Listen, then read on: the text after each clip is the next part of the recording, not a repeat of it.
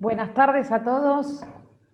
Gracias por participar en este encuentro, que estamos seguros va a ser de mucha utilidad y de mucho provecho para todos. Queríamos coronar el año, porque creemos que fue de una experiencia nueva para todos, de un modo distinto al que veníamos haciendo. Con muchos de ustedes compartimos y nos estuvimos acompañando en este periodo con actividades y con los encuentros mensuales de nuestro asesoramiento gratuito. Y quisimos hacer algo diferente para este fin de año y tratar de acercarles las ideas con las que nosotros intentamos construir nuestro trabajo y nuestra vida día a día. Y por eso tenemos este placer de contar con la presencia del doctor Luis Chiosa. El doctor Chiosa nació en Buenos Aires en 1930 y se graduó como médico en 1955. Fue miembro titular en función didáctica en la Asociación Psicoanalítica Argentina y titular de la Cátedra de Psicofisiología de la Universidad del Salvador de Buenos Aires. Fue miembro fundador del Centro de Investigación en Psicoanálisis y Medicina Psicosomática. Es director del Centro Weizsäcker de Consulta Médica y del Instituto de Docencia e Investigación de la Fundación Luis Chiosa.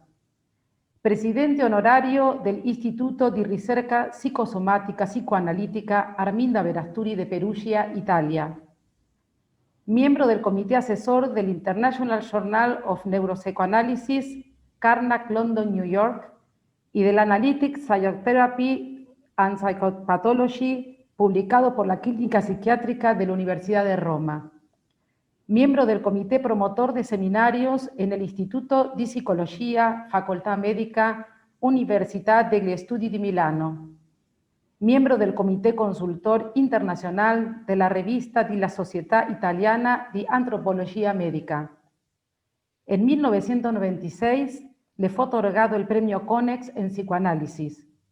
En el 2004, la Comuna de Génova le otorgó el Grifo d'Argento. En el 2009, la Universidad Nacional de Río Cuarto le otorgó el título Doctor Honoris Causa en reconocimiento por sus desarrollos científicos y sus cualidades personales. Ese mismo año fue nombrado visitante distinguido de la ciudad de Río Cuarto por el Consejo Deliberante de esa ciudad. Ha publicado numerosos libros sobre los significados inconscientes de los trastornos orgánicos y sobre la técnica psicoanalítica en Argentina, España, Italia, Brasil y Estados Unidos. Buenas tardes, doctor Chiosa, bienvenido y muchas gracias por estar hoy con nosotros. Buenas tardes, estoy presente con mucho placer, así que muchas gracias por la invitación. Doctor, la verdad que cuando me puse a pensar y preparar un poco nuestra entrevista, me venían un montón de ideas y sabía que iba a ser muy difícil abordar todos los temas en 1 hora y media. Así que confío plenamente en usted, que me va a ayudar en este recorrido para transitar todos los temas que tenemos para conversar. Quería empezar con el nombre de nuestro encuentro, ¿no? Que es la empresa en la trama de la vida. Y pensaba que todo el tiempo se está hablando de calidad de vida y muchas veces cuando se habla de eso se deja como el trabajo de costado, ¿no? Como que calidad de vida es menos trabajo, más descanso, el equilibrio entre lo laboral y lo personal como una división. Y me quedaba pensando, como usted dice, que son pensamientos y afectos que usamos sin pensar, dice usted. ¿Qué nos puede ampliar de esto? Hay un gran prejuicio en contra del trabajo. De hecho, la palabra trabajo quiere decir tortura. Y es curioso porque la palabra italiana, que se usa muy a menudo, laboro, laburo, al contrario, quiere decir labor. Sin embargo, de manera coloquial, cuando alguien se refiere al laburo, está pensando en algo penoso. Y a veces la palabra trabajo, en cambio, contiene connotaciones positivas. Pero no cabe duda de que cuando el trabajo es una tortura, es porque el trabajo, de alguna manera, se está realizando de una manera insalubre. Que esto sea muy frecuente no quiere decir que sea algo que necesariamente debe ser así. En realidad son pocas las personas que logran trabajar de manera placentera, y cuando esto sucede, la vida se suele dividir en dos periodos. De lunes a viernes, uno se sacrifica para obtener el dinero con el cual disfrutará de viernes a lunes, con lo cual ya se está condenando a vivir el 66% de su vida de manera penosa. Entonces vive esperando que sea viernes, o que vengan las vacaciones, o peor aún, que venga la jubilación, en donde aparentemente todo va a ser placer y el trabajo quedará para siempre postergado. Y si uno observa con atención la vida, ve que esto no es así, que en realidad cuando una vida transcurre de manera saludable, el trabajo forma parte de la vida durante toda la vida, le da sentido a la vida y constituye un placer muy importante. Para decirlo de otro modo, de viernes a lunes, el placer es un placer complementario que solo se puede disfrutar bien cuando uno vivió placenteramente de lunes a viernes, trabajando de manera creativa, enriquecedora, y por enriquecedora no me refiero solo a la retribución en dinero, sino me refiero sobre todo al placer de la creatividad. Uno no se imagina a una persona como Picasso diciendo: voy a dejar de pintar porque estoy de vacaciones. Es decir, de alguna manera, el verdadero trabajo, eso que muy pocas personas logran, es un trabajo enriquecedor, es un trabajo creativo, es fuente de salud y genera un enorme bienestar que permite disfrutar de viernes a lunes ese placer complementario que se llama muchas veces descanso, etcétera, etcétera. Ahora, doctor, usted bien dice que las personas, no todas las personas pueden lograr eso, que el trabajo coincida con eso que disfruta. ¿Y de qué manera podemos aportar o cómo lograr desde la empresa entonces? Bueno, la primera manera es tener consciente de que eso existe, que no es algo utópico, que hay muchas personas, en fin, no la mayoría, una enorme minoría, pero una enorme minoría de personas que han vivido toda su vida trabajando con placer y diríamos, hasta el fin de su vida trabajan con placer. Tenemos ejemplos enormemente significativos de personas que han disfrutado enormemente del trabajo hasta el último día de su existencia, generando un bienestar y una sensación de que su vida tiene sentido, que va más allá de tratar de satisfacerlas de manera empecinada, buscando sustitutos espurios del verdadero placer que surge cuando uno siente que está desarrollando una trayectoria fructífera, enriquecedora, y no solo para sí mismo, sino para las personas que lo rodean. Porque ese es el verdadero placer, la posibilidad de compartir el bienestar con las personas significativas en el entorno de cada persona. Esto tiene relación cuando usted habla de que solo se puede ser siendo con otros. Efectivamente, esto es clarísimo que es así. Si usted mira con atención en su propia vida y en las personas que mejor conoce, verá que nadie puede vivir solo para sí mismo. Que la vida de uno es demasiado poco como para que uno le pueda dedicar por completo a su propia vida. La vida de uno se enriquece cuando la vida se comparte. Fíjese usted qué distinto es tomar un vaso de vino en soledad que tomarlo en una reunión con amigos. Una distancia abismal, sí.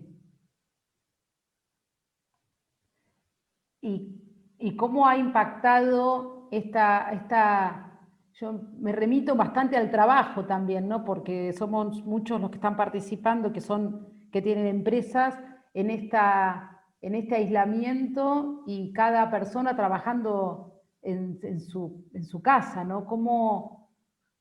¿Qué impacto ha tenido eso? ¿Cómo se Bueno, puede...? Sí. evidentemente permanecer aislado es una privación, pero dentro de esa privación yo supongo que lo pasará muchísimo mejor.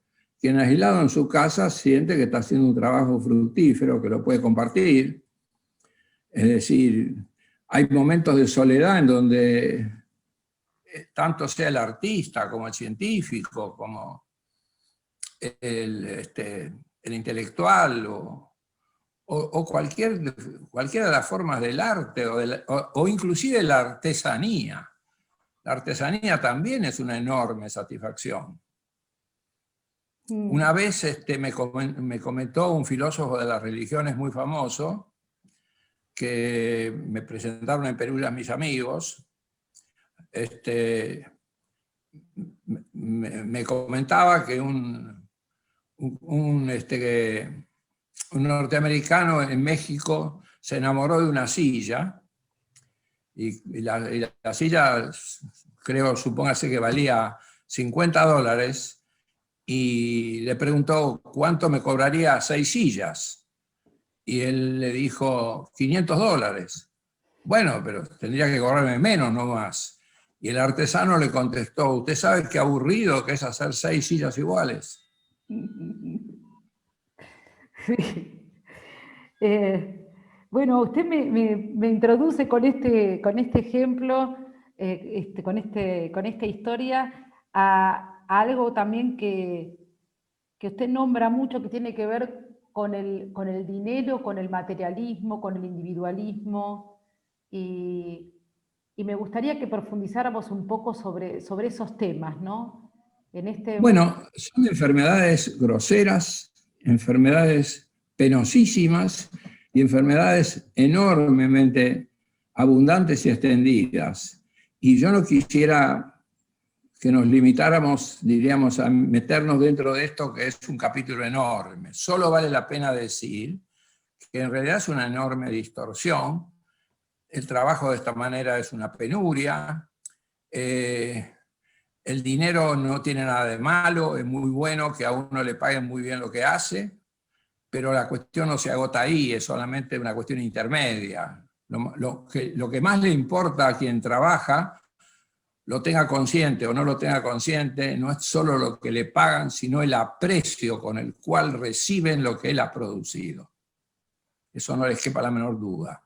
Si usted mira a su alrededor con atención, va a ver que eso es en realidad lo que genera bienestar en una persona que trabaja. Sentir que lo que hace genera aprecio, genera interés, genera, diríamos, solidaridad, genera amistad, genera afectos amorosos y cariñosos, ¿no?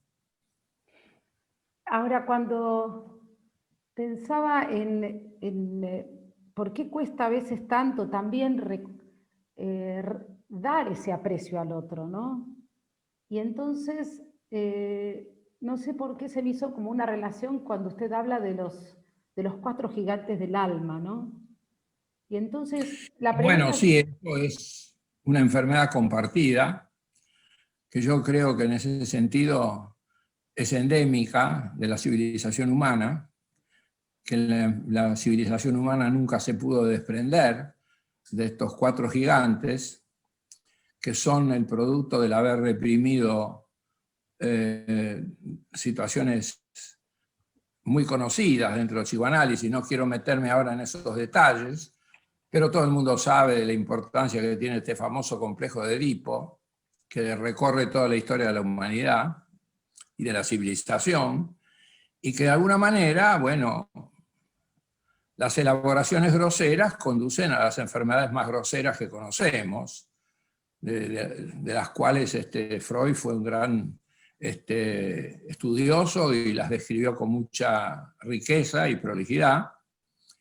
Pero lo más importante es que aun cuando esas enfermedades no se producen y se logra reprimir estos conflictos que son tan endémicos de la civilización humana, igual envían hacia la conducta del ser humano estas 4 lacras que las llamamos gigantes, porque si bien todos nosotros podemos reconocerlas dentro de cada uno de nosotros, estos 4 gigantes, que son la envidia, la culpa, la rivalidad y los celos, muchas veces, en primer lugar, pensamos que son mucho menores y menos poderosas de lo que realmente son. Y en segundo lugar, muchas veces hasta se idealizan. Se suele decir, por ejemplo, que la competitividad, o sea, una manera de referirse a la rivalidad, no es lo mismo la competencia que la competitividad. Competencia es capacidad, es performance.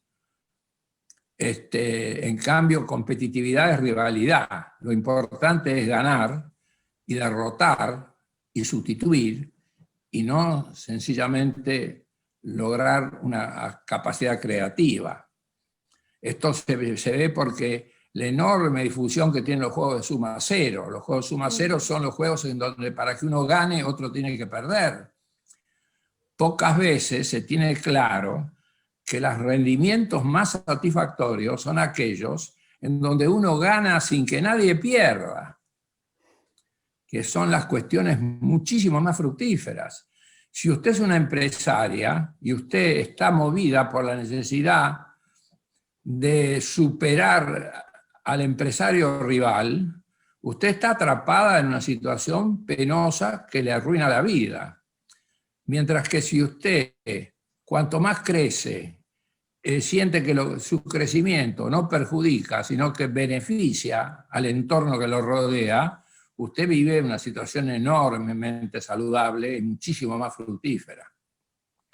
Como usted comprenderá, cada uno de estos temas inaugura un capítulo que nos podría llevar estas 2 horas. Cada tema que usted toca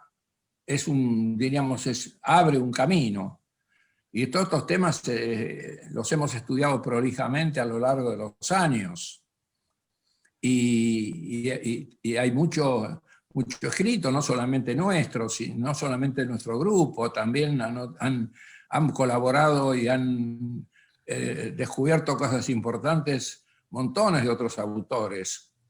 Pero bueno, de todas maneras, vivimos atrapados en las enfermedades más comunes, que generalmente permanecen reprimidas y hay un enorme malentendido y de algún modo no es fácil encontrar el camino de la salud. Y una cosa está clara, que la búsqueda encarnizada de la salud, como se la observa hoy, en realidad es un camino de sufrimiento inútil. Es decir, no hay cosa peor que estropearse la vida tratando de no enfermar. Es decir, esto es un camino equivocado, como tantos otros caminos equivocados que son muchas veces más fáciles que los caminos que parecen más difíciles, pero que son mucho más creativos y fructíferos.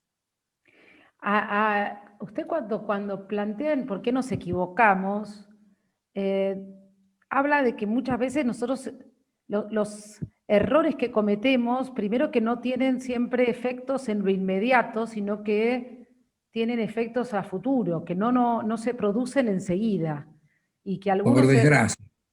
Claro, y que algunos no tienen retorno, ¿no?, de eso que se produjo. Por supuesto. Hay 2 maneras de equivocarse.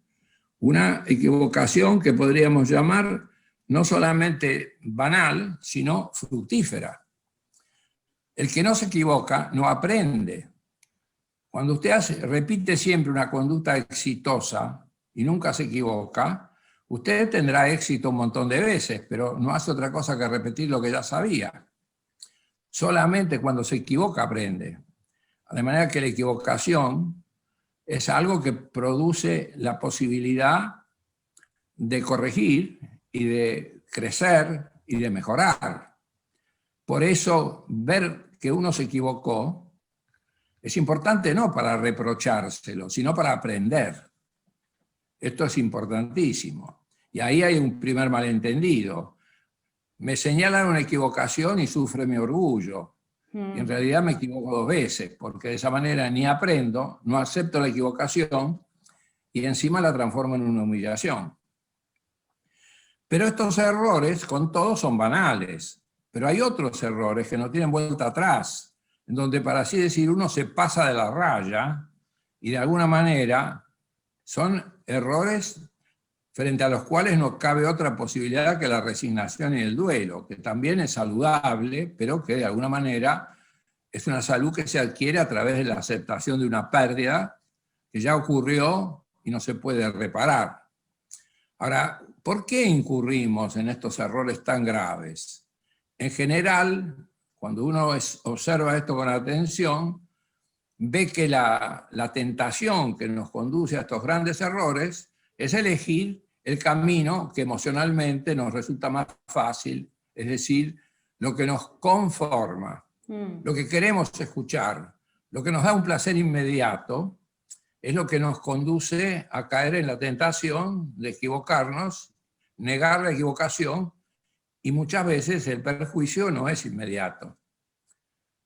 De vez en cuando, no tanto hoy, porque hoy las condiciones han cambiado, pero 60 o 70 años atrás, de vez en cuando se escuchaba a un hombre de 45 años decir: qué pena que mi padre no insistió para que yo estudiara.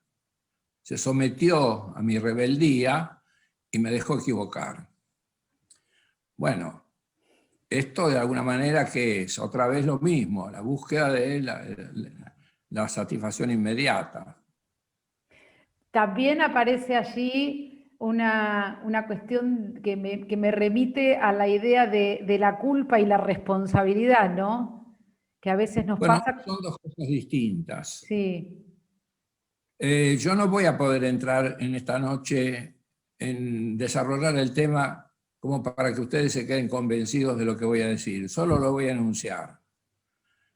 La culpa en realidad es un fenómeno patológico. Los sentimientos de culpa no conducen nunca, a pesar de que inclusive una corriente psicoanalítica muy importante y también en parte algunos movimientos religiosos idealizaron la culpa diciendo que los sentimientos de culpa conducen a la reparación y conducen a las buenas obras. En realidad esto contiene un error que, como dije, no voy a poder desarrollar esta noche. Solamente lo enuncio para que ustedes sepan que esto está escrito, se puede leer, se puede estudiar, y hay suficientes elementos de juicio como para poder avalar esta tesis. La culpa en realidad aparece en dos sentidos. Aparece sobre todo para negar la impotencia. Yo prefiero decir, con todo lo penosa que es la culpa, prefiero decir pude y no quise, que decir quise y no pude. Porque si yo digo quise y no pude, yo voy a sentir que soy impotente y que esta condición de impotencia me somete todavía hoy a una sensación de debilidad y de peligro y de temor. En cambio, si yo digo pude y no quise, yo conservo la potencia, a pesar de que adquiero el sentimiento de culpa por más penoso que sea. Bueno, esto con respecto a la culpa. La responsabilidad es otra cosa. La responsabilidad es estar dispuesto a responder por un daño tratando de minimizarlo o resolverlo, independientemente de si yo lo causé o lo causó otro. Una persona responsable, cuando usted está a lo mejor en su oficina y se le cae el lápiz y la persona que tiene al lado se agacha y se lo alcanza, no se lo alcanza porque lo tiró él. Sencillamente se lo alcanza por el placer de colaborar y ahorrarle a usted el agacharse. Esto es responsabilidad y no tiene nada que ver con la culpa. Tiene que ver con el deseo de construir, de colaborar, de generar bienestar. Porque no hay nada más importante que ser productor de bienestar. Fíjese usted que la humanidad se divide en dos grandes sectores. Los que consumen más de los que producen y los que producen más de los que consumen. Usted me dirá, ¿y no hay los que producen exactamente lo que consumen? No, no hay. Cuando uno produce, lo que produce generalmente excede lo que consume, porque la capacidad de producir es tan maravillosamente gratificante que el que produce no se para en lo que necesita, sigue produciendo. Eso es vivir sintiéndose bien, sintiéndose saludable, sintiéndose que la vida tiene un sentido. Vivir, en cambio, consumiendo más de lo que se produce, aunque a veces es inevitable, es una condición penosísima que lleva a generar conflictos, que se niega porque es muy humillante y se transforma en actitudes querulantes, de queja permanente, de acusaciones y de la defensa del derecho a consumir aunque no se produzca, etcétera, etcétera, etcétera. Obviamente, como usted comprenderá, le estoy reduciendo en 4 palabras todo un capítulo que daría para conversar horas. Sí, como suelen ser todos los temas que uno aborda cuando se pone a leer sus textos, doctor, es así. Hace una semana aproximadamente, en una reunión con un cliente, hablábamos de la proyección, de los objetivos de la empresa, y entonces en un momento me comenta, la verdad que no sé si estoy dispuesto a hacer lo que tengo que hacer para llegar a esos objetivos. Y me dijo, me da fiaca. Y ahí me acordé cuando usted hablaba en su libro de las cosas de la vida acerca de estos temas. Cuando una persona no está dispuesta a hacer lo que sabe que tendría que hacer para tener lo que quiere, es porque de alguna manera, en general, niega las consecuencias de no hacerlo. Sucumbe a la idea de que igual lo va a conseguir sin tanto esfuerzo. Es decir, muchísimas de las cosas en donde nos equivocamos y donde decimos me falta voluntad, la voluntad no es algo que se consigue haciendo fuerza. La voluntad se consigue cuando uno comprende las consecuencias de no hacerlo. Y cuando uno las tiene claras, en general la voluntad nace sola. O sea, no hay que, es más hacer que viene que esperar que venga. Una conducta insalubre que usted mantiene, la está conduciendo a la destrucción de su organismo físico. En general, cuando de veras se da cuenta de lo que eso sucede, en general aparece la voluntad de no seguir haciendo lo mismo. No diría que siempre, pero casi siempre. Bien.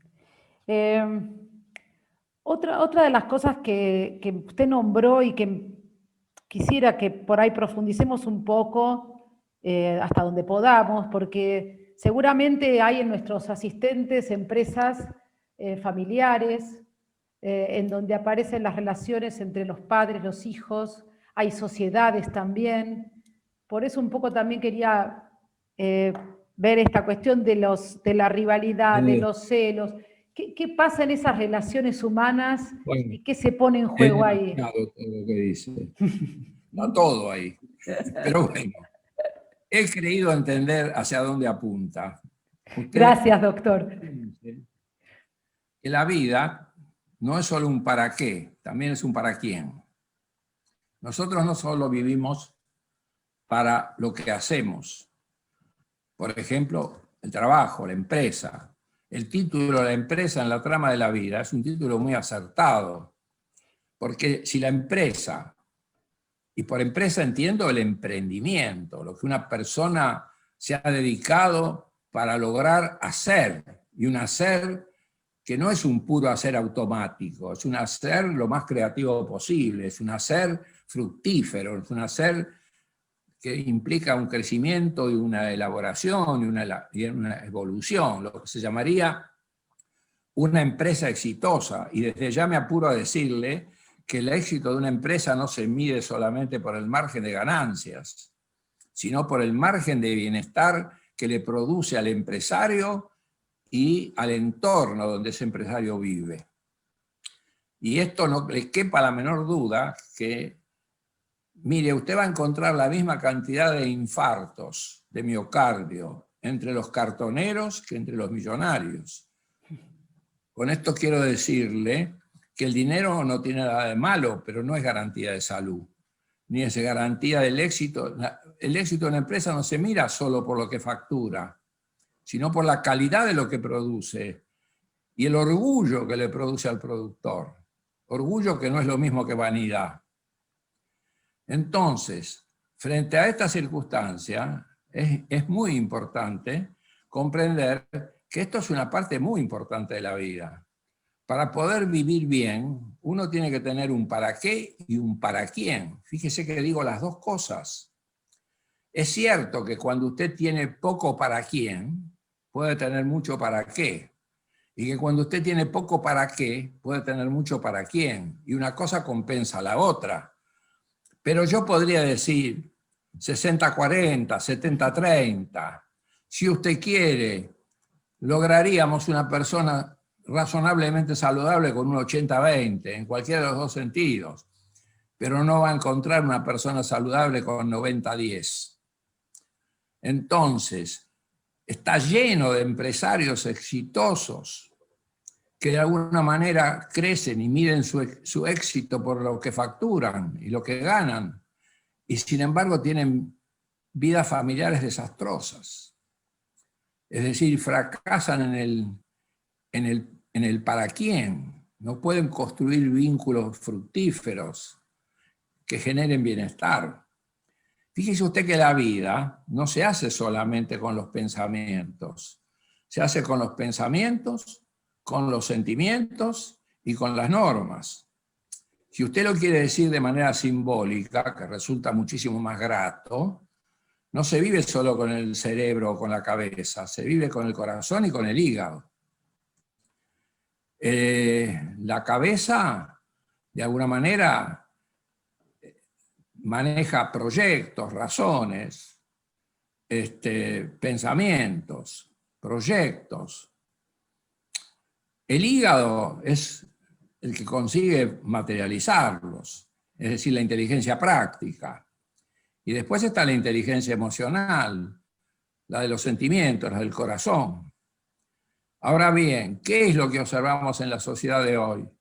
Una sobrevaloración de los pensamientos, las empresas racionales, intento de evitación permanente de todo lo que sea esfuerzo. Si lo que se consigue minimizando el esfuerzo, parecería que es más valioso.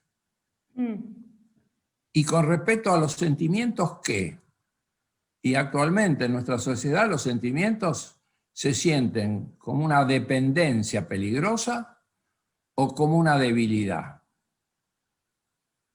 Es decir, prefiero no sentir porque el sentir me expone a la dependencia y me expone a la debilidad, al sometimiento.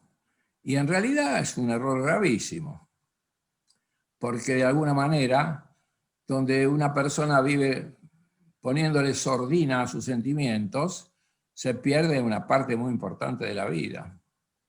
Bueno, hoy observamos que lo que abunda en el mundo, a mí me importa siempre hablar de la civilización, no solamente lo que pasa en nuestro país, que es un detalle dentro de todo lo que está pasando en la civilización.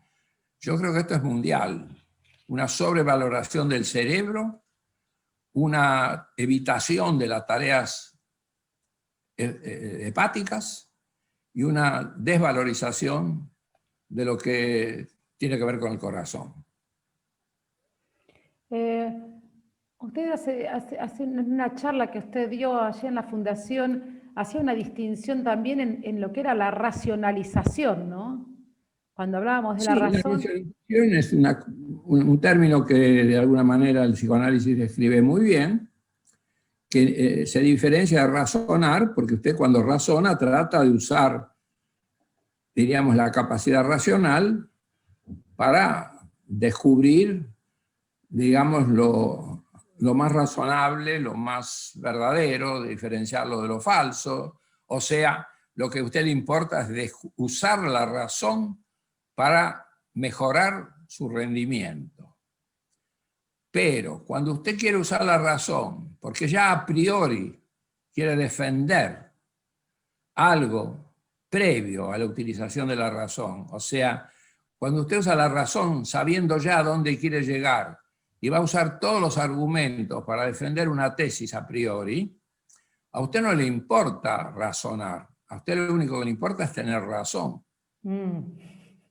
Ahora bien, ¿a qué hemos llegado con esta rivalidad? Otra vez, un gigante del alma, unida a esta racionalización. Hemos llegado a que la gente racionalice muchísimo más de lo que razona. Y en lugar de defender sus propias razones, encuentra una enorme satisfacción en tratar de demostrar la sinrazón del otro.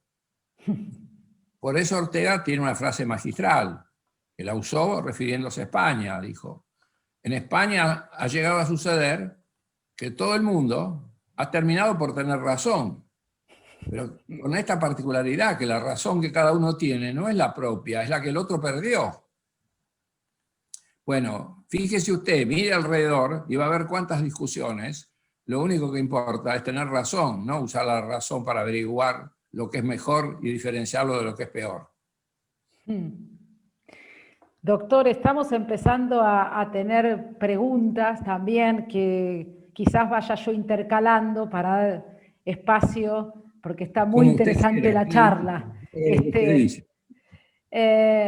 Bueno, acá de las personas que participan están pidiendo ampliar más sobre los 4 gigantes del alma, y en ese sentido lo tengo que dejar a usted a ver de qué manera nos puede ilustrar más sobre esto, ¿no? De bueno, cómo nos afectan nuestras decisiones estas cosas y nuestras relaciones.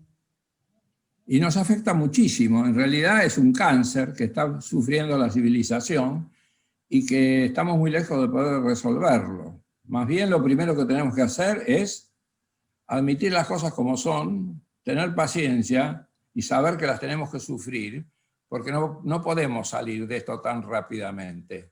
Estamos, por así decir, toda nuestra educación nos construyó de esta manera, reprimiendo estos 4 gigantes que, por más que están reprimidos, crecen en la sombra y de vez en cuando nos conducen a hacer cosas que a veces conscientemente no haríamos, pero inconscientemente cerramos un ojo y las hacemos. ¿Me explico? Sí. Y bueno, estos 4 gigantes son incomparablemente vigentes. En primer lugar, la envidia, que es: yo sufro por lo que deseo y no tengo, pero esto se agiganta de tal manera que que no lo puedo tener, tampoco quiero que lo tenga el otro, porque solamente verlo me da dolor. Entonces, siguiendo la idea de que ojos que no ven, corazón que no siente, entonces yo, en realidad, si usted se va de viaje y vuelve a su casa y me invita y después hace pasa los diapositivos en donde estuvo, yo me voy a poner a bostezar, voy a decir qué pesada, y cuando vuelvo a mi casa voy a decir que me cayó mal la comida y me voy a tomar un chofitol. ¿Me explico? Sí, clarísimo. Y bueno, y en realidad es muy probable que haga algún comentario venenoso y que diga que usted se gasta toda la plata de manera equivocada y que ya usted vive mal y que, en fin, que es una agrandada, qué sé yo. Bueno, en realidad esta envidia viene de muy lejos, viene de la separación entre el hijo y la madre, en donde al principio feto y madre eran una unidad, el mundo y el yo estaban muy unidos, y de repente el bebé nace y se encuentra con que parte de lo que él consideraba propio ahora no le pertenece. Y entonces aparece allí esta impotencia, y junto con la impotencia aparece la negación de la impotencia y la culpa, y ahí usted tiene los 2 primeros gigantes, que son la envidia y la culpa, que son los más poderosos. Y en una segunda instancia después tiene los celos. Los celos son: si no lo tengo yo, que no lo tenga nadie. Es decir, otro tiene lo que yo quisiera y eso lo constituye mi rival y yo lo tengo que aniquilar. La cuestión es complicadísima porque las mismas personas que son rivales, entre papá, mamá y el nene, el mismo que es rival es un ser extraordinariamente amado. Mire qué conflicto. ¿Qué duda cabe de que el bebé la ama a su mamá y el papá le molesta porque le quita a la mamá? Pero ¿qué duda cabe de que el bebé lo necesita al papá y lo quiere? ¿Y qué duda cabe que el padre quiere al hijo, pero también le molesta que la madre esté siempre con el hijo cuando en lugar de estar con él? En fin, como usted comprenderá, me piden que yo aclare más esto y yo no puedo hacer otra cosa que decirles, mire, estamos en una reunión que va a durar 2 horas, podemos hacer una panorámica, pero si a ustedes les interesa esto, no van a tener más remedio que leer las cosas que están escritas, que están bastante bien elaboradas y bastante bien recorridas, y cada uno de estos temas lleva horas.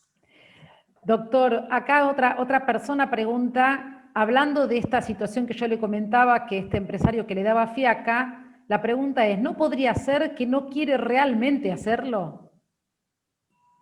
En realidad, si no quiere realmente hacerlo, es también porque niega las consecuencias de no hacerlo. Niega de que si lo hace, no es feliz porque transpira. Pero si no lo hace, no es feliz porque le falta eso que no hizo. Entonces, el gran problema es que la solución que se busca es mágica. Yo quiero... A ver, supóngase que yo digo... supóngase que usted me manda un paciente y yo digo, lo tomaría, pero no quiero trabajar más. Bueno, entonces no lo tomo. Ah, pero si no lo tomo, voy a tener que asumir las consecuencias. Capaz que usted no me manda ningún otro más. Bueno, evidentemente, elija lo que elija, voy a tener que asumir las consecuencias. El grave problema es que uno quiere el resultado sin el proceso. Entonces esa persona que tiene fiaca, si de veras no lo quiere hacer, ¿por qué se preocupa por no hacerlo? Se preocupa por no hacerlo porque no quiere dejar de hacerlo. Cuando usted está hablando de esto me trae algo no sé, se me cruzó la palabra renuncia y entonces ahí usted habló del duelo y yo siento que uno cuando habla del duelo siempre lo remite vulgarmente, digamos, a la pérdida de un ser querido, ¿no? Pero tengo la Bueno, sensación... duelo, mire, usted puede decir, a ver, yo tengo 22 años o 18 años, voy a elegir una carrera, puedo ser ingeniera o abogada. Bueno, si usted quiere ser abogada, tiene que renunciar a ser ingeniera. Usted no puede decir, ¿no puedo ser ingeniera y abogada? Por supuesto que sí. Va a ser la mitad de ingeniera y la mitad de abogada.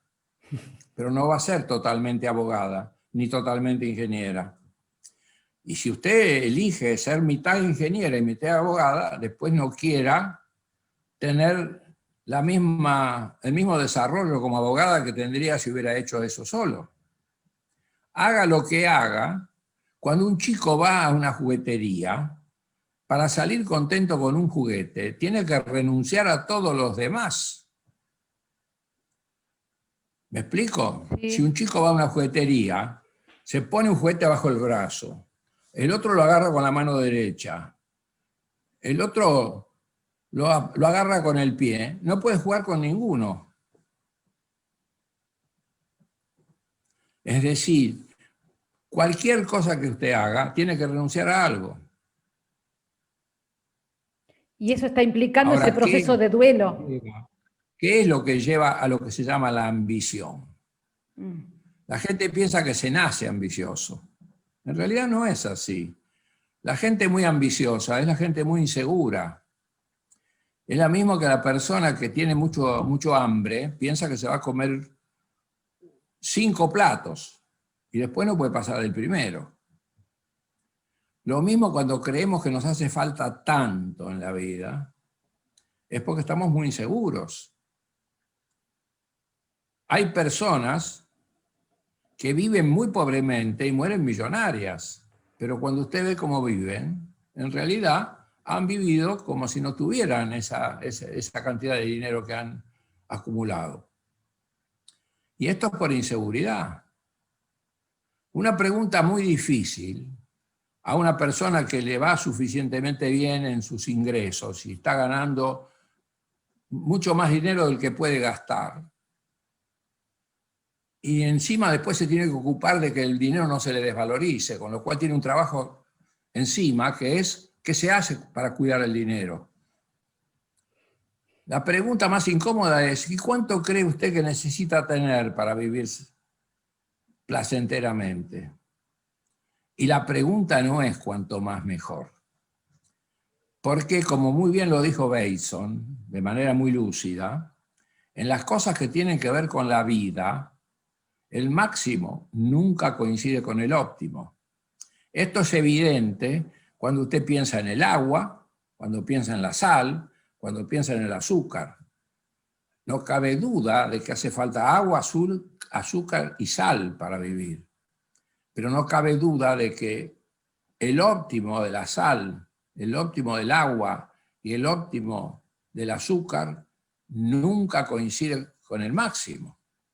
Es más, una concentración de azúcar de más del 50%, y por eso los jarabes para la tos son muy dulces, para evitar que se fermenten, porque cuando la concentración de azúcar es más del 50%, ningún microbio puede vivir.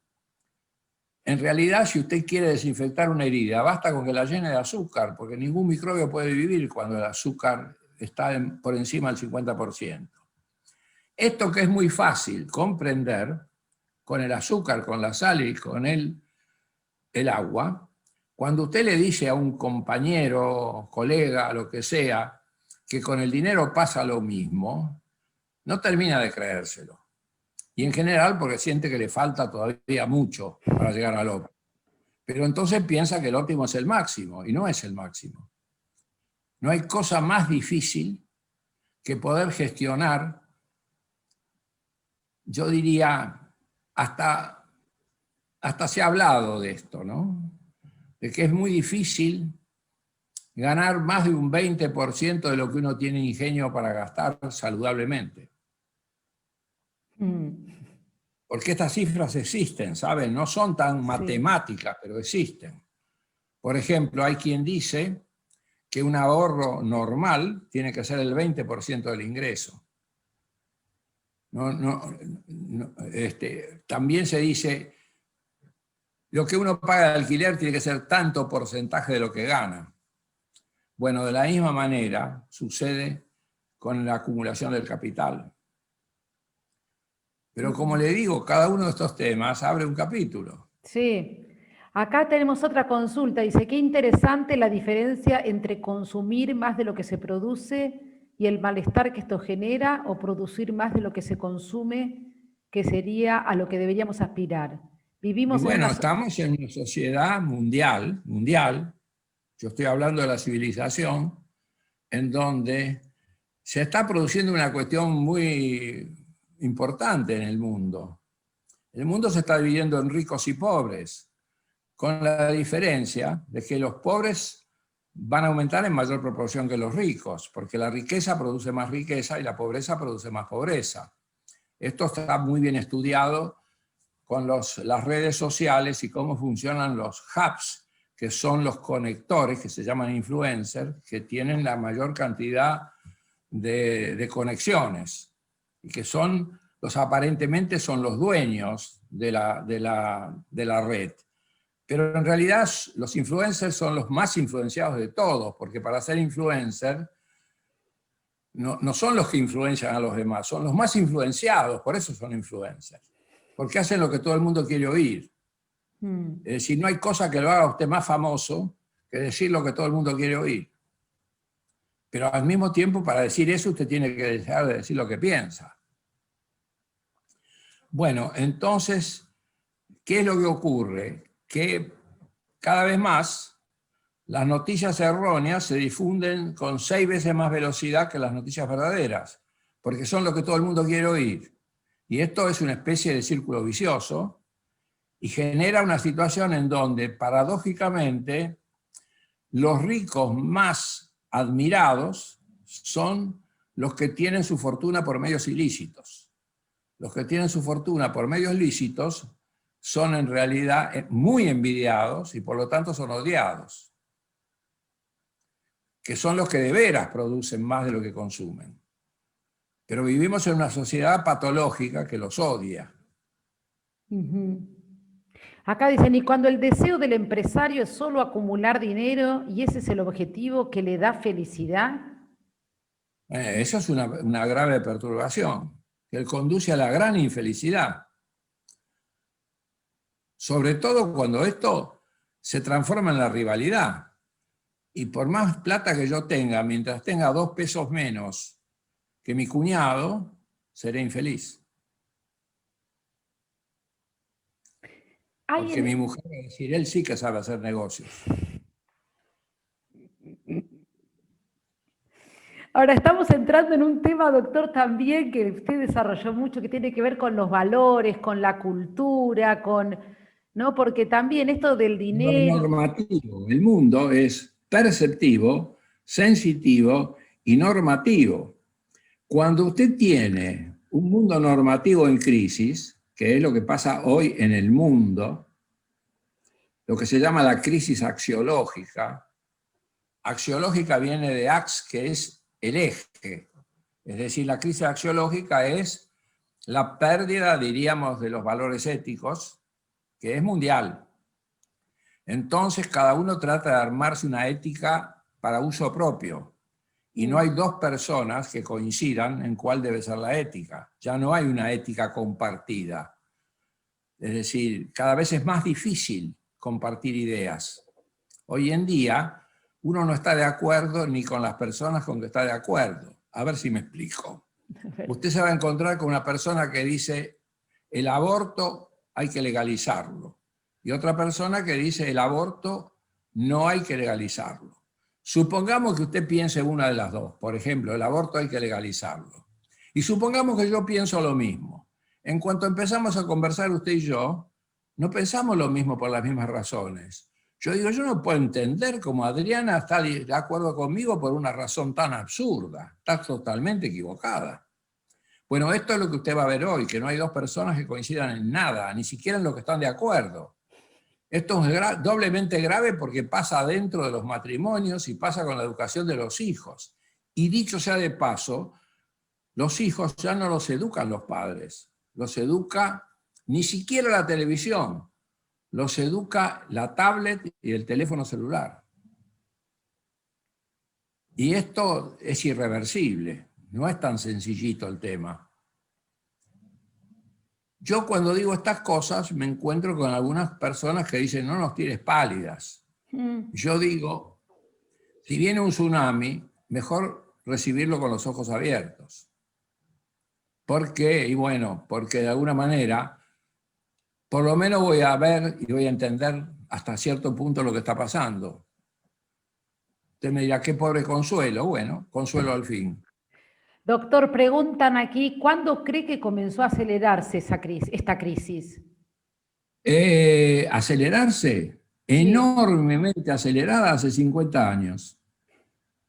Es decir, no es que comenzó a acelerarse, viene acelerándose, parecería, yo no soy muy erudito en esto, pero le diría, sin temor de equivocarme demasiado, que empezó ahora unos 200 años y que es acelerada, pero que en los últimos 50 se aceleró de tal manera que realmente es asombrosa la aceleración que tiene, al punto que nos ha llevado a pensar que probablemente ahí esté la esperanza, que de alguna manera, con tamaña destrucción, no va a haber más remedio que ocurra un cambio y probablemente sea beneficioso, pero va a ser a un costo muy grande.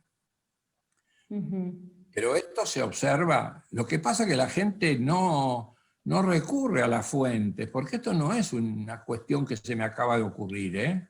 Esto está completamente escrito del derecho y del revés, pero la inmensa mayoría del mundo llamado intelectual se mantiene cuidadosamente al margen de todo esto. La mayor parte de nuestro mundo intelectual se especializa en decir lo que todo el mundo quiere oír.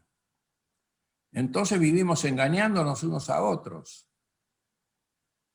Y esto es lo que hace que muchas veces, usted hablaba del consenso, ¿no? Y de cuando tomamos decisiones a veces más por lo que pensamos, sino por el consenso que avala esas ideas. ¿Esto tiene que ver con eso que usted desarrolla de esa Y bueno, manera? pero también lo que pasa es que el consenso se hace según el principio del placer. Yo quiero que sea cierto lo que me gusta, y bueno,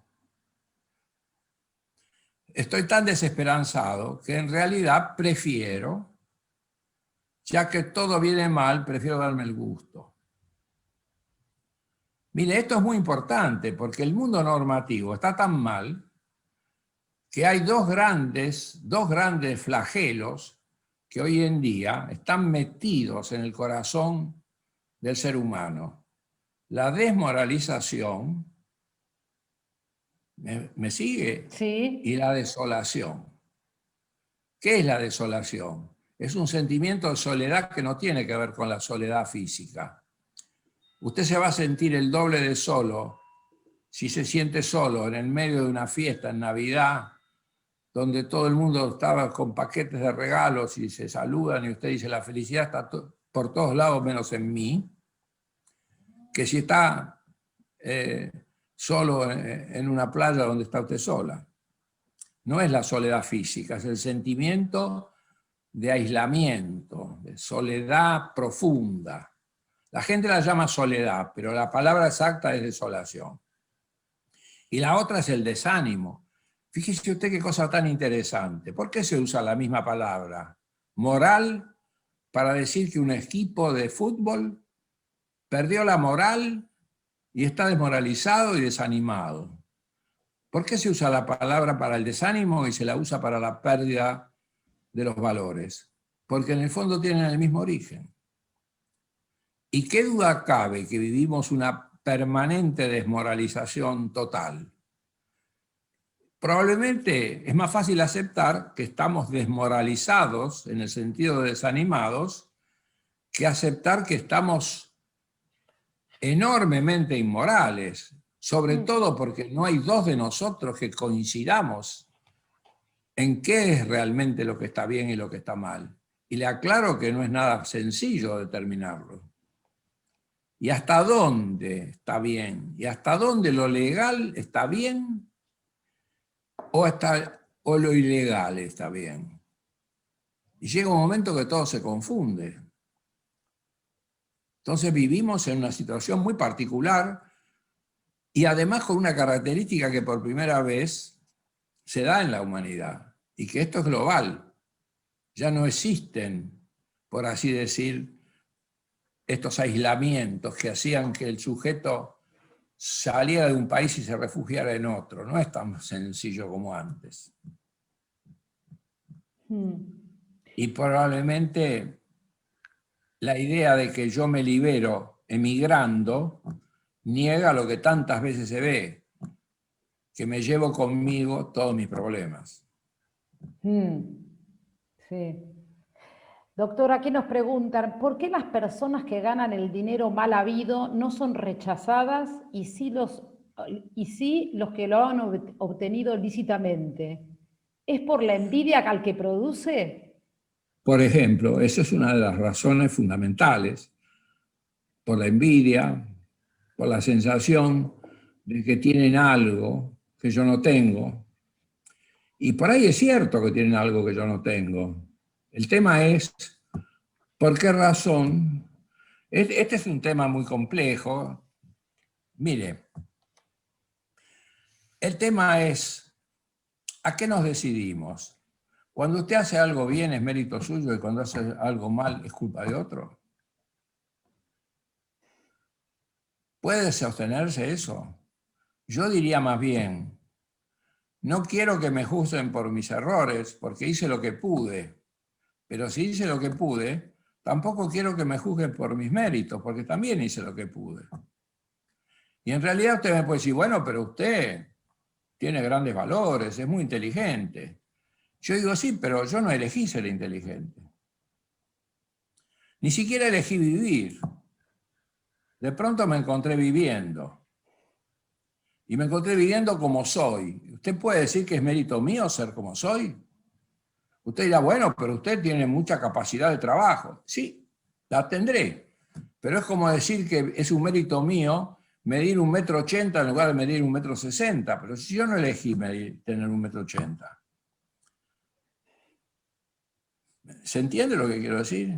Sí. El tema no es tan sencillo. Estamos muy habituados a simplificar mucho estas cuestiones. Y sobre todo, estamos todos de acuerdo en una cosa. Reconójame mis méritos y perdónenme mis defectos.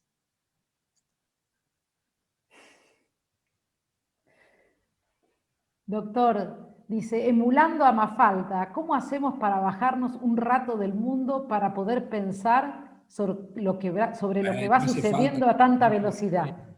no hace falta mucho ingenio. Nos bajamos todos los días. Para eso existen las series, para eso existen los teléfonos celulares. Hay gente que cuando usted le computa cuánto tiempo pasaron con el teléfono, son 3 horas por día. Es decir, las distracciones abundan.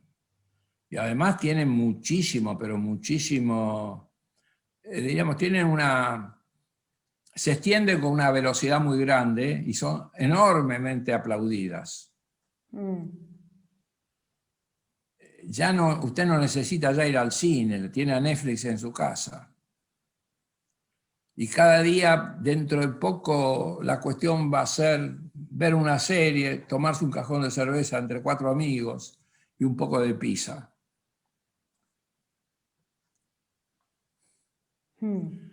Este es otro tema, ¿no? Si usted elige 10 amigos y le pregunta a 9 qué es lo que desea hacer, si puede hacer lo que le viene en gana, va a ver usted lo que se va a encontrar. 9 de cada 10 se lo van a describir como la satisfacción de los apetitos más básicos, que son 3, con sus derivados: comer, copular y dormir. Con sus derivados, ¿no? Comer es beber, dormir es descansar en una playa, diríamos, con, qué sé yo, una linda puesta de sol, y copular todas las cuestiones que usted se puede imaginar, inventadas hasta la sofisticación más grande, lo cual muestra que se está intentando tapar con la sexualidad una carencia profunda que la sexualidad no resuelve. Si no, no se harían situaciones tan sofisticadas con respecto a la sexualidad. Esto lo mismo se puede decir de la comida. ¿Me explico? Una persona que está ocupada de ser la última quintaesencia del arte culinario, en realidad no come para alimentarse, come para usar la comida para tapar otras frustraciones. Que entre paréntesis, nosotros no comemos para alimentarnos, nosotros comemos para tapar con la comida cualquier frustración. Un chico que llora, lo que hace la mamá lo primero que le da es un caramelo. Y nosotros, no hay cosa en donde nos reunamos que no haya que comer o tomar algo. ¿Viste? Hasta en el velorio se sirve café. Es decir, no se puede estar sin llevarse algo a la boca. ¿Por qué? Porque con esta actividad se tapa cualquier cuestión que no se le encuentra salida. Esto mismo pasa con la sexualidad. La sexualidad más saludable no es súper sofisticada, como diríamos, mucha gente prefiere creer. Es sencillamente tan normal como una alimentación placentera. Es más, cuando uno se encuentra con que todos los días tiene que comer una comida sofisticada, porque a veces le sucede, sea porque está en un hotel de lujo, sea porque está en una serie de agasajos, uno está añorando volver a comer algo sencillo como un bife y una ensalada. Sí, No sé si me explico. sí, clarísimo. Y el vino podrá ser muy rico, pero el vino no es para apagar la sed. El vino es como una salsa, condimenta la comida. Evidentemente, cuando el vino se usa para apagar la sed, termina sintiéndose que está tomando de más. Ni siquiera lo puede gustar bien. Cuando yo escribí Las cosas de la vida, puse que el placer del vino nunca puede igualar el placer del agua, y varias personas me escribieron diciéndome cómo podía decir semejante barbaridad. Y sin embargo es cierto. Si yo le dijera a usted que está condenado a tomar vino y no puede tomar agua, no sé cuántos días aguantaría. Claro, claro. Doctor, dice acá una persona pregunta, ¿qué opina sobre el concepto de antifragilidad y la adaptación al entorno en un mundo que exige esa adaptación a un ritmo inédito? Y bueno, el mundo no exige esa adaptación, pero probablemente esa adaptación ayuda, es una estrategia muy interesante que la desarrolló Nassim Taleb. La verdad que es muy interesante lo que él plantea, pero en realidad me parece que es una estrategia para sobrevivir dentro de la patología. Es como si dijera, no tengo nada en contra de tratar de vivir de esa manera, pero como un recurso, resignándome a vivir en un lugar en donde todo está funcionando mal. Esto en dos palabras. Me parece muy importante como una estrategia, como si dijéramos, mientras tanto, estamos viviendo adentro del caos y estamos viviendo adentro de una situación es donde con esta estrategia se puede sobrevivir, no solo sobrevivir, porque la vida no está hecha para sobrevivir. El sobrevivir no explica la vida. La vida está hecha de una manera misteriosa que ignoramos por qué. La vida está hecha para lograr un crecimiento increíble. Por ejemplo, a usted le explican la biología, diríamos, mecanicista o racionalista, le dice, bueno, el pavo real despliega la cola para seducir a la hembra. Perfecto, ya se entendió todo. Lo que no se entendió es por qué la hembra se seduce con semejante belleza. Eso no lo explica la teoría mecanicista. Porque dado que la vida pudo inventarse de 20 maneras, ¿por qué se inventó con un lugar para la belleza?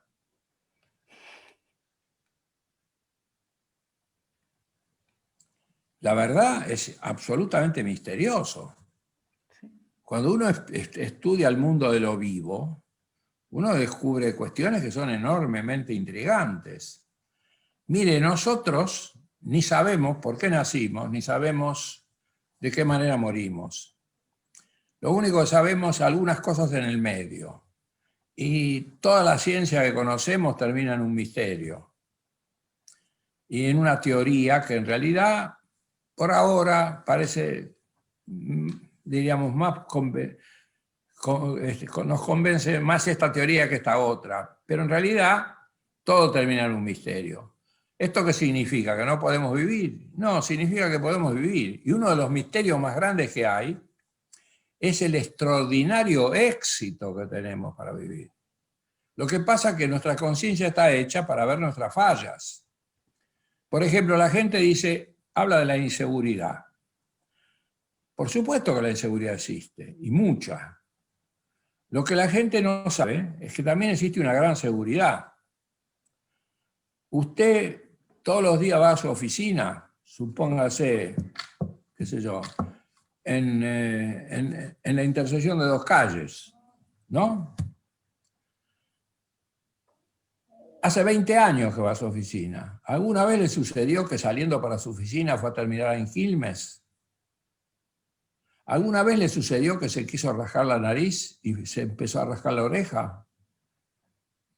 en realidad nosotros tenemos sobrevivimos, y no solo nosotros, también los gatos, los perros y los microbios, sobrevivimos porque tenemos una gran capacidad de resolver los problemas con gran éxito. Y bueno, esto es lo que vivimos en el medio, entre misterio y misterio, por así decirlo.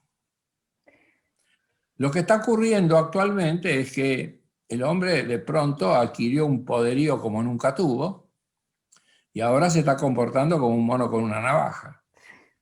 La enorme capacidad tecnológica que tiene la humanidad le permite desarrollar cosas que de alguna manera no está todavía en condiciones normales para manejarlas de una manera saludable.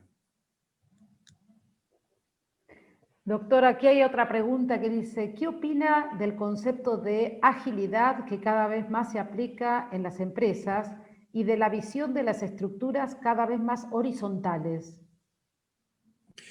Y bueno, me parece, no conozco mucho de eso, no es un tema que lo conozco tan bien como el de la antifragilidad, porque la antifragilidad lo leí con detenimiento, esto de la agilidad no lo conozco, pero así en términos generales yo diría que me parece otra vez que estamos en el terreno de las estrategias para adaptarse de la mejor manera posible a una situación cambiante.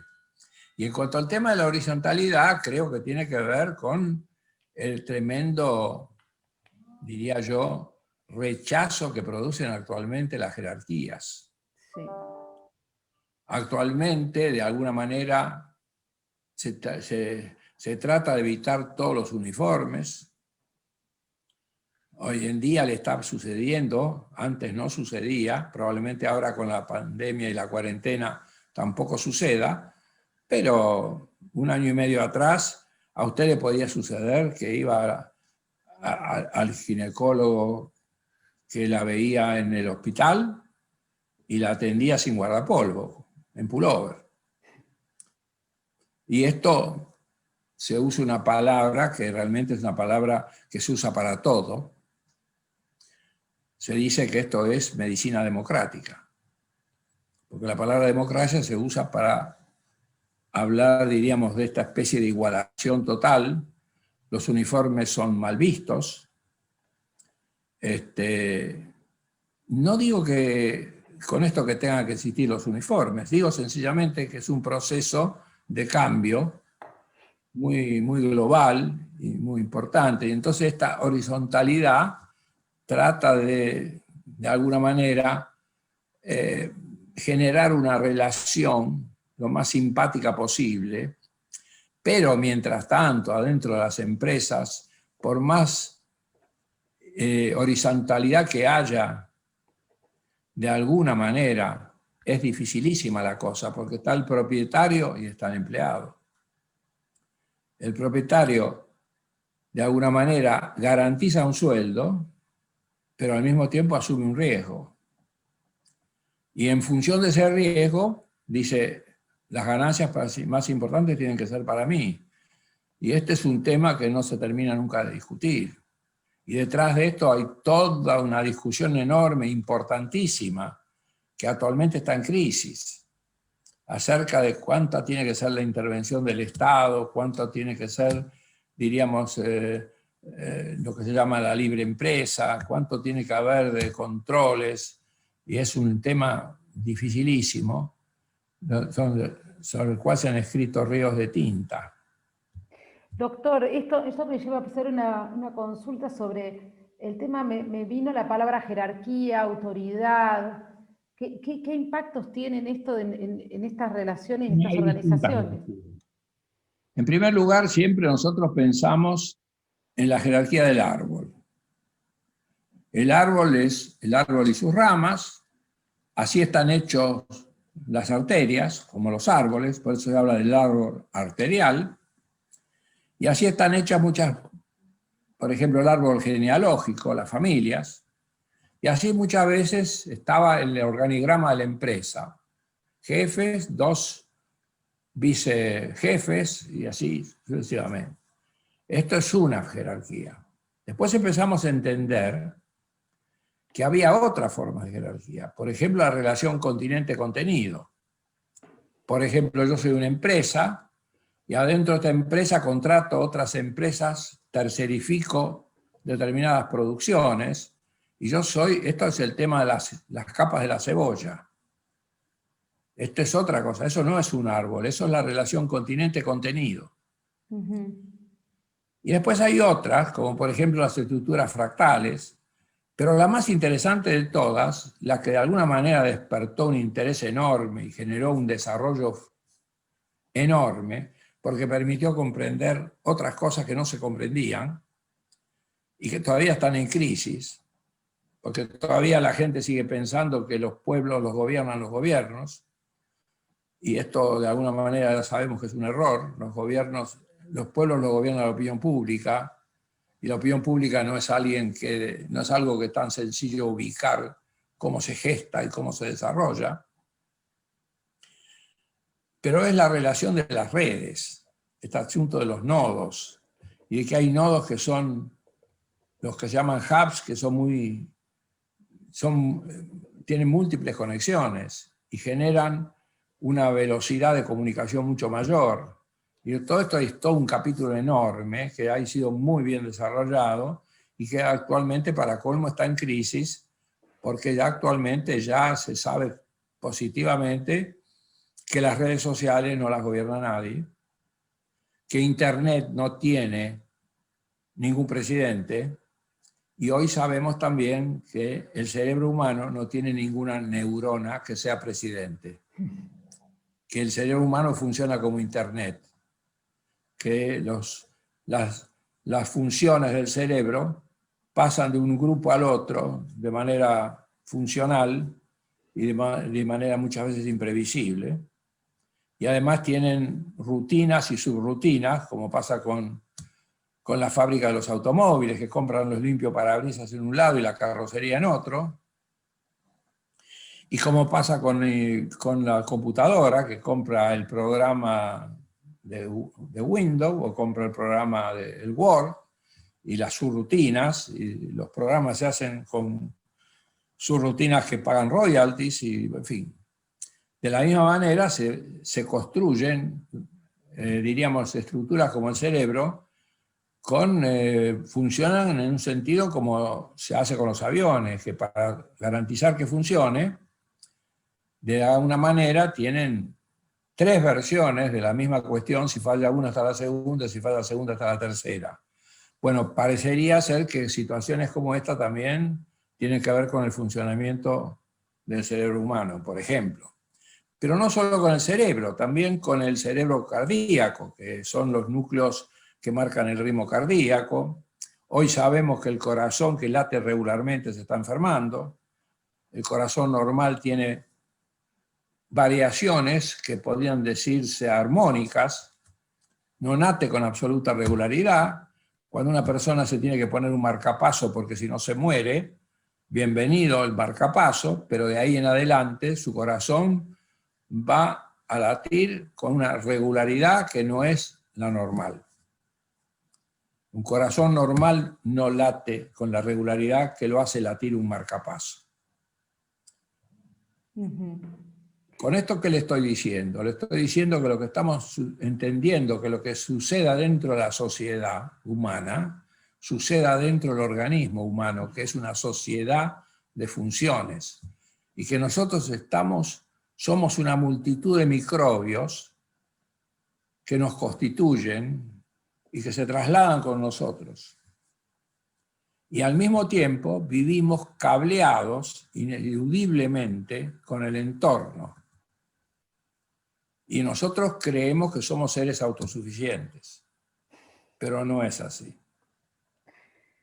Justamente, doctor, hay una consulta que dice: ¿cuál es su mirada respecto del planeta en el que vivimos y los reclamos mundiales por acciones que dejan de agotar los recursos naturales y la biodiversidad? ¿Cuál cree que debe ser el rol de los empresarios en cuanto al medio ambiente?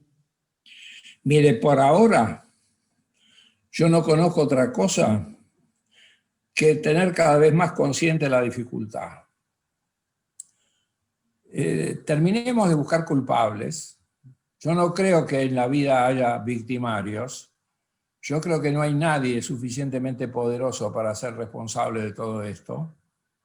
Yo creo que las personas son nodos de la red y que la red es la que de alguna manera se autogestiona. Y esto que pasa, sabemos hoy que pasa con la humanidad entera. Y que esto de algún modo, ¿qué es lo que podemos pensar? Y bueno, lo que podemos pensar es que por ahora, lo mejor que podemos hacer es darnos cuenta y tomar conciencia de esto. Pero estamos lejos de poder imaginar soluciones. Hace poco terminé un libro que está por salir ahora dentro de 15 días, que se llama La peste en la colmena, que habla justamente de toda esta crisis mundial y de cómo de distintas disciplinas todo confluye para mostrar lo mismo.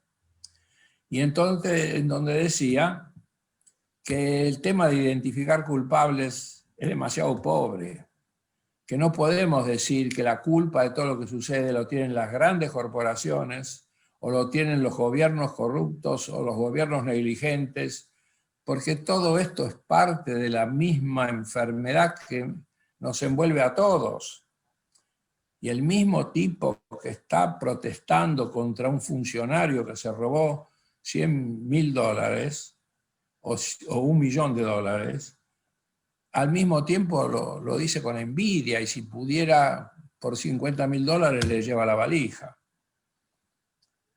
Y todo esto no lo digo con el espíritu crítico de señalar culpables, no estoy diciendo esta gente es la que arruina a la humanidad. Yo estoy diciendo esto es un proceso que nos trasciende y que tenemos que tratar de entender mejor. Y tenemos que tratar de no identificar tanto culpables, sobre todo porque después no vamos a tener quien solucione la cosa. ¿Me explico? Sí. Está muy bien esto de decir, como se ha dicho tantas veces, a cada cual hay que pedirle según su posibilidad y a cada cual hay que darle de acuerdo con su necesidad. Yo estoy muy de acuerdo con esto, es maravilloso. Lo único que no sé, a quién le vamos a decir que decida quién es su posibilidad o la mía y cuál es mi necesidad y la suya. Ese es el gran problema. Sí. Es decir, estamos siempre pensando que tiene que venir alguien que tenga la lucidez de arreglar todo esto. Y bueno, pero resulta que esto no sucede. Bien, doctor, vamos con una última pregunta. Dice, siguiendo con la idea de cuestionar la acumulación ilimitada del capital, ¿considera que las empresas deberían repensar el tema del crecimiento sostenido como paradigma para orientarse más a tratar de entender cuál sería su tamaño óptimo? Me parece bárbaro, pero no creo que nadie lo pueda hacer. Esto es como decir, tendríamos que ser mejores.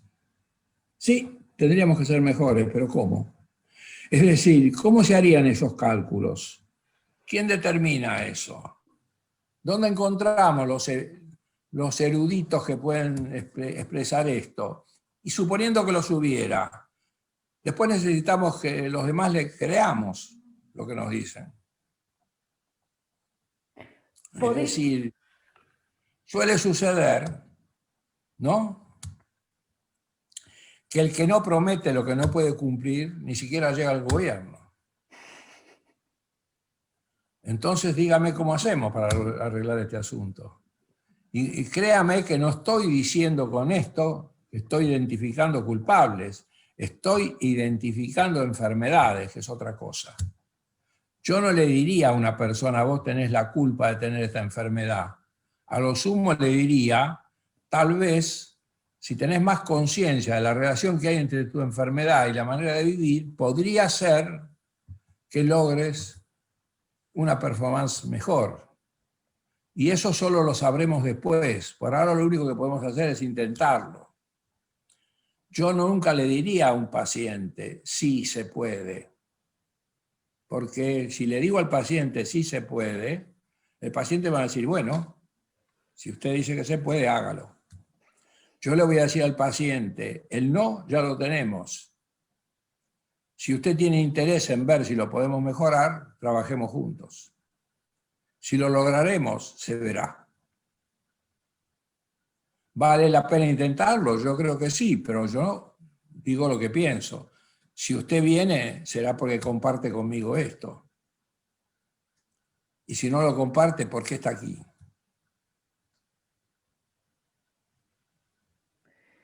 Bueno, doctor, hemos tenido un tránsito, supongo que el resto lo habrá disfrutado igual que yo, ya empiezan a aparecer agradecimientos en el chat. Y la verdad que lo que se me ocurría para terminar y cerrar, más que hacerlo yo, era que usted eligiera la forma que le parezca. Ya con esto que nos dijo recién es un montón, pero que usted sea el dueño del cierre de esta charla, ¿sí? Nosotros más que agradecerle y que usted En la realidad, ya lo cierre. dije, no está de más repetirlo. A mí me parece que nuestra mejor opción, por ahora, es abrir los ojos y hacer lo más posible consciente las cosas que vivimos con la mejor voluntad de verlas y comprenderlas cada vez mejor. Y después ya veremos qué pasa.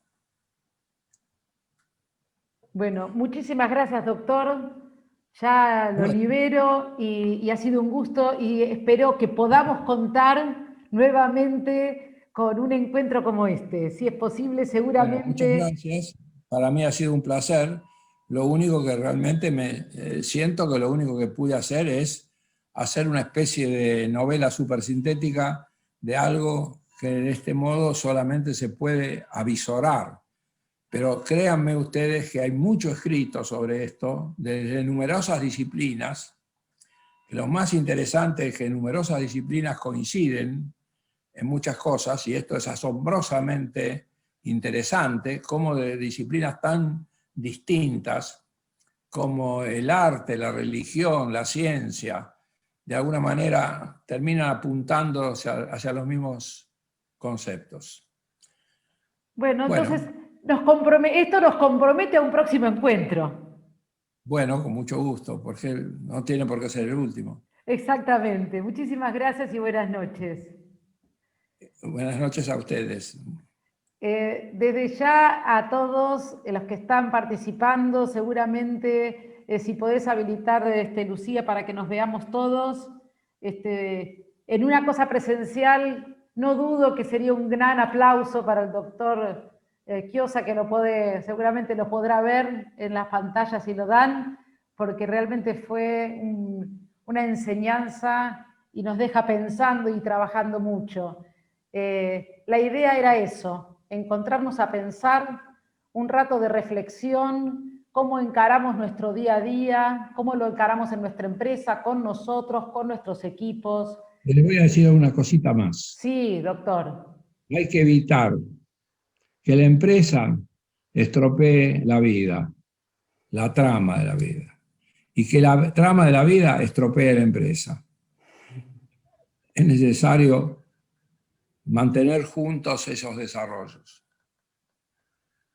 Muchísimas gracias. Con esto cerramos. Hasta la Ok, próxima. hasta la próxima.